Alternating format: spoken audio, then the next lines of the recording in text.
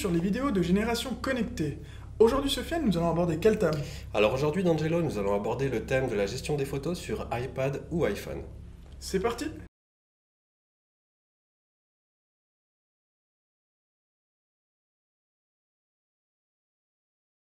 iCloud, c'est ce qui va vous permettre de transférer de manière automatique toutes vos photos sur votre ordinateur Mac, sur votre iPad et sur votre iPhone. Où ça se trouve l'iCloud et où est-ce que je vais régler les réglages concernant l'iCloud? Eh bien, on va aller dans Réglages. Sur Réglages, tout en haut, vous avez votre nom, prénom normalement qui apparaît. Là, en l'occurrence, c'est l'iPhone de mon collègue Michael Lopez. Donc, je vais appuyer sur son nom, prénom. Et puis là, si vous regardez bien, j'ai iCloud en plein milieu de l'écran qui apparaît.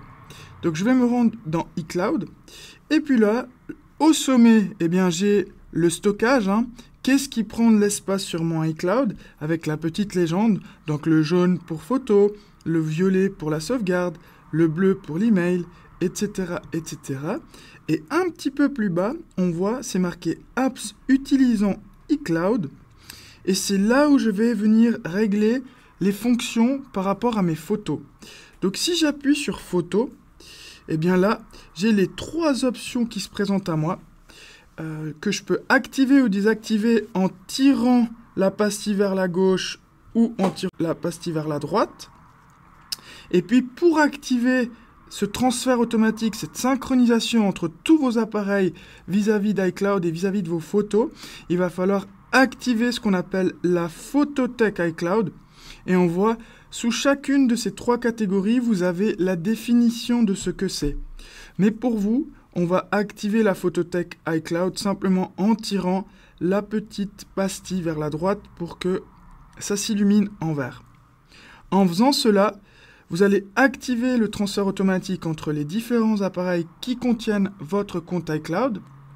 Ce qui peut arriver, c'est que si vous avez beaucoup de photos, on va vous demander d'acheter de l'espace supplémentaire parce qu'il faut savoir que iCloud, c'est gratuit jusqu'à un certain nombre de gigas, ce qui fait, je crois, 15 gigas.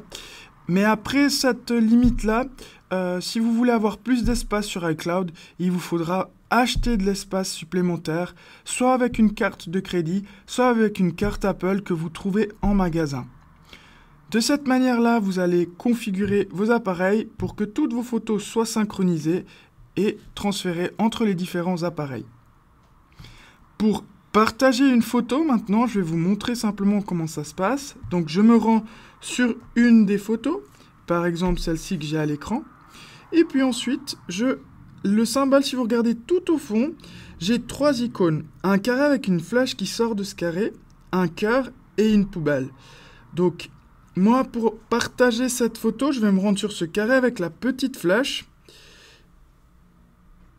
Et lorsque j'appuie dessus, il me propose par quel biais je veux partager cette photo. Donc là, vous voyez, je peux choisir soit message, soit par mail, soit Facebook, soit WhatsApp. J'ai toujours la possibilité de choisir le biais par lequel je transfère mes photos ou je partage mes photos. Je sélectionne par exemple, dans ce cas-là, WhatsApp.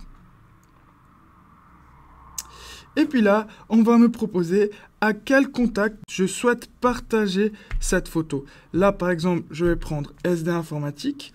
On voit qu'au fond, d'une fois que j'ai sélectionné SD informatique, j'ai suivant. Si votre contact n'apparaît pas dans cette liste de discussions récentes, vous avez la fonction recherche au sommet. Et là, il suffit d'entrer le nom d'un de vos contacts pour lui envoyer la photo sur WhatsApp. Donc là, je fais suivant. J'ai sélectionné mon contact en mettant la coche. J'ai la photo qui se met sur ce fond noir. Et là, je peux venir ajouter une légende à la photo. Là, en l'occurrence, je vais mettre test. Au sommet, si vous regardez, vous avez au sommet à droite, vous avez 4 petites icônes. Vous avez la fonction de renier la photo qui vous permet d'adapter le cadre de la photo. Vous avez la possibilité d'ajouter un smiley, par exemple comme ceci, sur la photo. Vous avez même la possibilité d'ajouter du texte grâce à la lettre T en haut à droite. Vous voyez, je peux venir mettre du texte ici.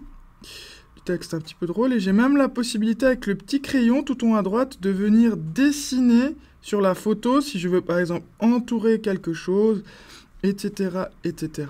D'une fois que j'ai apporté mes modifications, j'ai ce fameux symbole tout en bas à droite, cette pastille bleue avec le petit avion plié qui pointe vers la droite.